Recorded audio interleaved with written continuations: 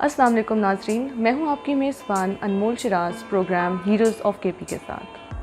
آج ہمارے پاس خیبر پختونخوا کے مایہ ناز گلوکار جن کو نیشنل، ریجنل اور انٹرنیشنل ایوارڈ سے نوازا گیا موجود ہیں۔ آج ہم ان سے ان کی اسٹرگل اور یہ جانیں گے کہ وہ اس فیلڈ میں میوزک کی طرف آئے تو ایسی کیا چیز ان کو کھینچ کے لائی اور وہ فخر پشاور، فخر خیبر پختونخوا اور فخر پاکستان ہیں۔ السلام علیکم سر۔ سر، آپ اپنے فینس کو یا ناظرین کو یہ بتائیں کہ میوزک کی طرف آپ کا آنے کا کیا رجحان تھا؟ کیا رجحان تو نہیں کہہ سکتے، رجحان تھا ویسے تو بچپن سے تھا، یہ تو ہوتا ہی ہے، بچپن سے شوق تھا مجھے بہت زیادہ، تو سنا کرتا تھا۔ اور اس کے بعد جو وہ کالج میں جب میں آیا تو اس کے آہستہ آہستہ دوستوں میں بیٹھ کے تو میں گنگناتا رہتا تھا ان کے ساتھ۔ سر، پیرنٹس ہوتے ہیں جیسے ہمارے پیرنٹس، وہ کہیں گے بچے نے ڈاکٹر بننا ہے، انجینئر بننا ہے، آپ کے ماں باپ نے بھی کچھ ایسا کہا ہوگا؟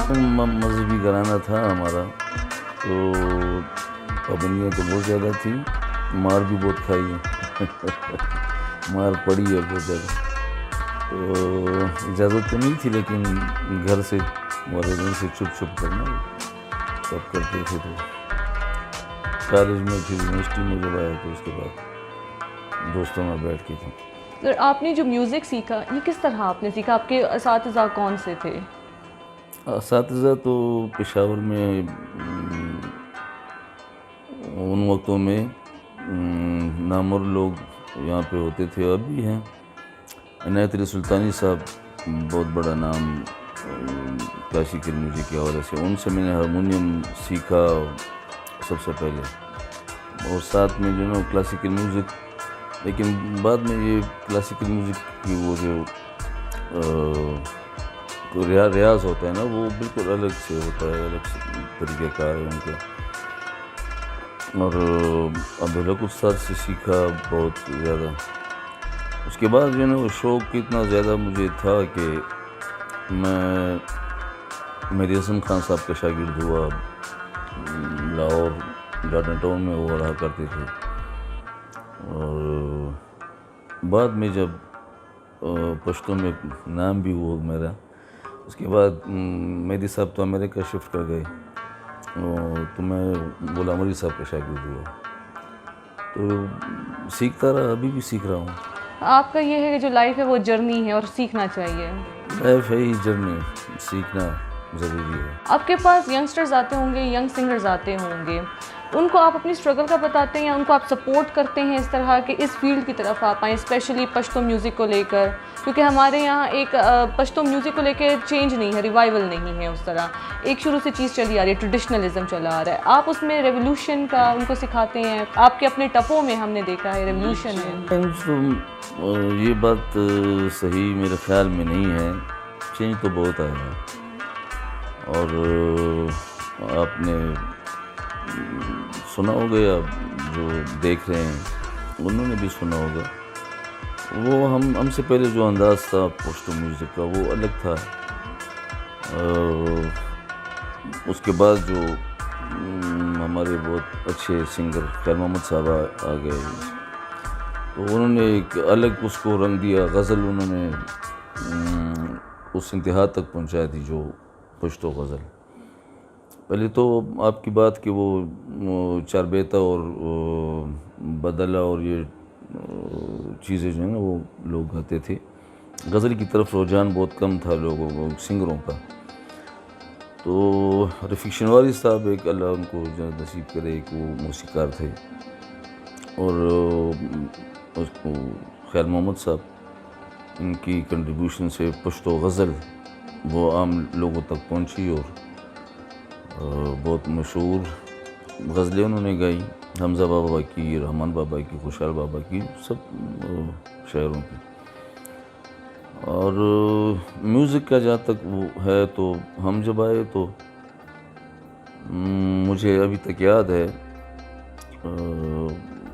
غنی خان اور رحمت شاہ سائل اور اجمل خٹک صاحب کی کتابوں پر بین تھا، ضیاء الحق کا ماشاء اللہ تھا۔ یہ کتابیں ہمیں یونیورسٹی کی لائبریری میں ملی، وہاں سے ہم نے اٹھائی اور ان سے نظمیں اور غزلیں لکھی اور ان کو کمپوز کیا، پھر گایا، لوگوں میں ہٹ ہوئی، مشہور ہوئی. تو وہ ایک چینج وہ بھی ایک تھا اس کے بعد. اور اب تو یہ ہے کہ کمپیوٹرائز اسٹوڈیوز آ گئے ہیں، وہ مینول اسٹوڈیوز نہیں رہے، وہ اس میں ریکارڈنگ ہوتی ہیں، وہ بھی بہت بڑا چینج ہے. تو پشتو میوزک جو ہے نا وہ لوگ مطلب یہ کہ باہر کے لوگ بھی اب سنتے ہیں، تو چینج تو آیا ہوا ہے. روایتی نہیں رہا، وہ روایتی بہت وہ ہے. ایک ٹریڈیشنل سا وہ ہم موسٹلی وہ سنتے ہیں کہ وہ اپنے ٹریڈیشنل اکوپمنٹس کو یوز کرتے ہیں، تو آپ وہ ٹریڈیشنلزم کی طرف جاتے ہیں یا آپ ریولیوشن اور چینج کی طرف جاتے ہیں؟ وقت کے ساتھ ساتھ چیزیں بدلتی ہیں. یہ انسان جو ہے نا وہ غنی خان کا ایک مصرع مجھے یاد ہے، پشتو میں ہے کہ دا بچے دے تغیر دے. انسان کے بارے میں کہہ رہا ہے کہ دا بچے دے تغیر دے یو حالت کی نہ ٹنگی گی. تو انسان جو ہے نا ایک حالت میں رہ نہیں سکتا، وہ چینج اس کے لیے ضروری ہوتا ہے اور ضروری ہے ہر فیلڈ میں، لیکن پازیٹیو چینج ہو تو اچھا ہے. تو وہ کوشش ہم نے کی ہے اور کر بھی رہے ہیں. اور اب تو بہت سے ایجوکیٹڈ لڑکے آ گئے ہیں اس فیلڈ میں اور ماشاءاللہ اچھا کام کر رہے ہیں. سر آپ کو 2 دفعہ بادشاہ خان پیس ایوارڈ سے نوازا گیا. 94 میں آپ کو آل پاکستان میوزک فیسٹیول کا ایک ایوارڈ ملا اور 2011 میں آپ کو presidential pride of performance award ملا. اس کے ساتھ آپ کو خیبر پختونخوا سے کیا انکریجمنٹ ملی ہے؟ خیبر پختونخوا کی عوام نے یا یہاں کے لوکلز نے آپ کو انکریجمنٹ کیا آپ کے میوزک کی طرف، یہاں سے آپ کو ڈسکریج کیا گیا؟ نہیں، مجھے جو ہے نا ہر ایک فیلڈ میں ہر ایک جو بندہ ہوتا ہے وہ کام کرتا ہے، تو وہ کسی صلے کی پرواہ کیے بغیر وہ اپنا کام کرتا رہتا ہے نا. تو میں بھی اس طرح مطلب اپنے کام پہ میرا فوکس ہے کہ اچھا کام کروں، اچھی شاعری کو مطلب ہے کہ موسیقی میں گاؤں بامانی شاعری.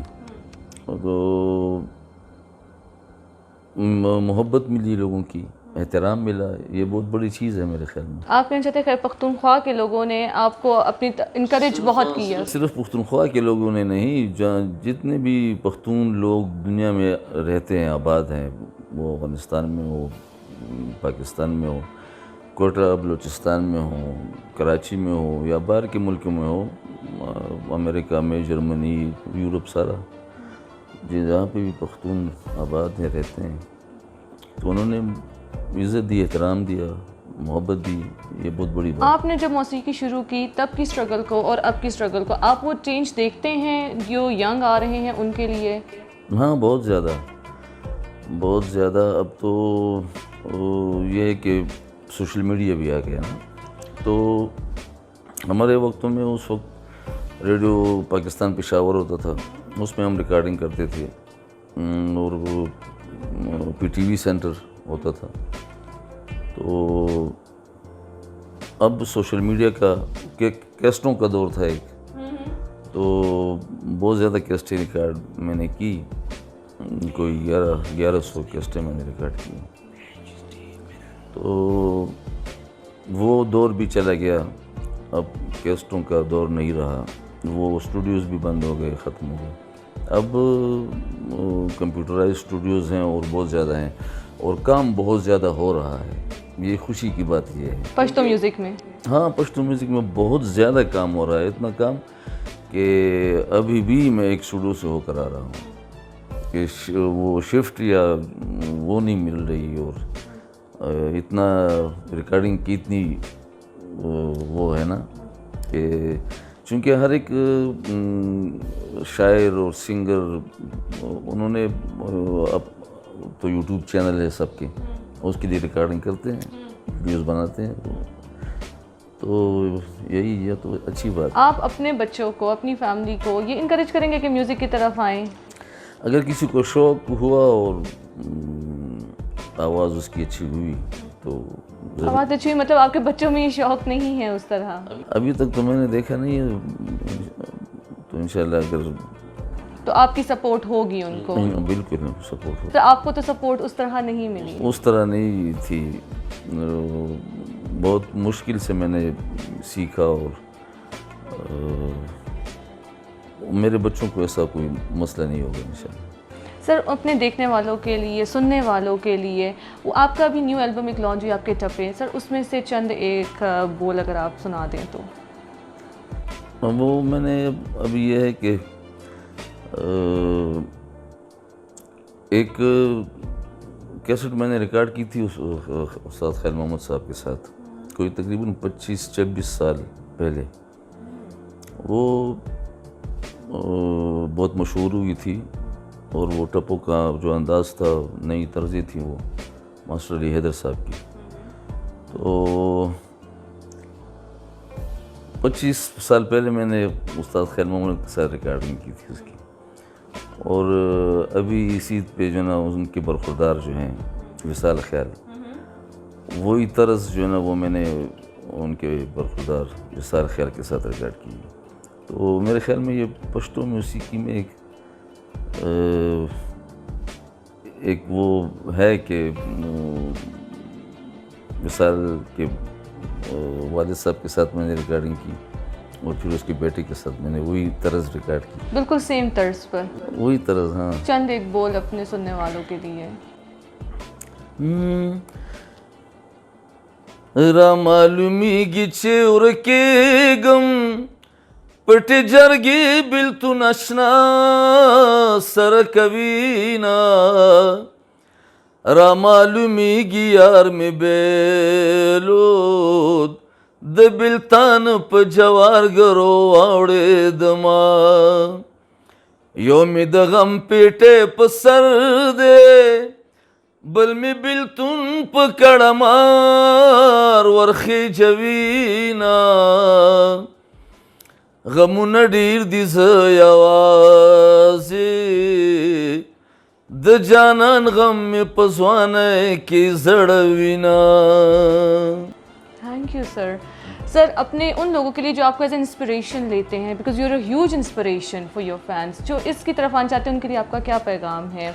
سیکھ کر آئے نا, تو یہ ایک میری ایک ریکویسٹ بھی ہے, اور یہ صلاح بھی ہے, ایک مشورہ جسے آپ کہہ سکتے ہیں.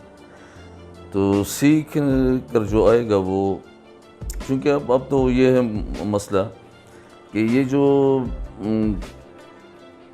اس میں آج کل جو ریکارڈنگ ہو رہی ہے اس میں ایک چیز ہے ٹیونر, جو آواز کو سر میں وہ, اس سے تو مسئلہ یہ ہے کہ یہ بنائی گئی اس لیے نہیں تھی کہ آواز کے لیے. یہ اصل میں جو سٹرنگ ہوتے ہیں نا, تار کے جو ساز ہوتے ہیں, گٹار اور الیکٹرک گٹار, بیس گٹار, ریڈ گٹار, یہ چونکہ جب بجتے ہیں تو یہ اسی وقت وہ چونکہ تار ہے نا, تو وہ اپنی جگہ چھوڑ دیتے ہیں, سر چھوڑ دیتے ہیں نا. تو یہ اس کے لیے انہوں نے بنائی تھی ٹیونر, کہ ان کو اس کو جو ہے نا سر میں کرنے کے لیے, یہ آواز کے لیے بنائی ہی نہیں گئی. لیکن بدقسمتی سے یہاں پہ جو ہے نا وہ لوگ جو سر میں نہیں ہوتے, جنہوں نے سیکھا نہیں ہوتا, ریاض نہیں کیا ہوتا, وہ آ کے گا لیتے ہیں تو وہ ٹیونر. لیکن اس میں مسئلہ یہ ہے کہ ٹیونر کے ساتھ جو ہے نا وہ آواز کا وائس جو کوالٹی ہوتی ہے نا وہ متاثر ہوتی ہے. تو میرا یہ مشورہ ہے, ذاتی اور رائے بھی ہے, کہ جو سیکھا ہوا ہو وہ اگر اس پہ گائے تو ٹیونر کی ضرورت اسے پڑے گی نہیں. معمولی سی ضرورت پڑے گی تو ٹھیک ہے, زیادہ نہیں پڑے گی, اس کو وائس کوالٹی بھی متاثر اس سے نہیں ہوگی. اور پھر دوسری سب سے بڑی جو بات ہے وہ یہ ہے کہ وہ لائیو جو ہے نا وہ سر میں گا سکیں گے. ایسے بہت سے سنگر میں نے دیکھے ہیں, سنے ہیں, کہ جو ریکارڈنگ ان کی آپ سنیں گے تو وہ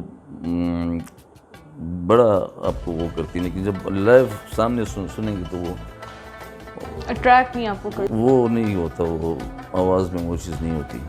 بہت بہت شکریہ گلزار صاحب. آپ کا بھی بہت شکریہ. ناظرین آپ نے سنا گلزار صاحب کو لائیو وائس آف کے پی کے پلیٹ فارم سے ہیروز آف کے پی میں. اس کے ساتھ ساتھ وہ اپنے سننے والوں کو، اپنے فینس کو اور ینگسٹرز کو یہی پیغام دیتے ہیں کہ سیکھ کر آئیں اس سر کی دنیا میں، میوزک کی دنیا میں. اپنی میزبان انمول شراز کو دیجیے اجازت اس پروگرام کے لیے. نیکسٹ پروگرام، نیکسٹ ایپیسوڈ میں ہم ایک نئی آواز، ایک نئی ہیرو آف کے پی کے ساتھ آپ کے لیے موجود ہوں گے. شکریہ.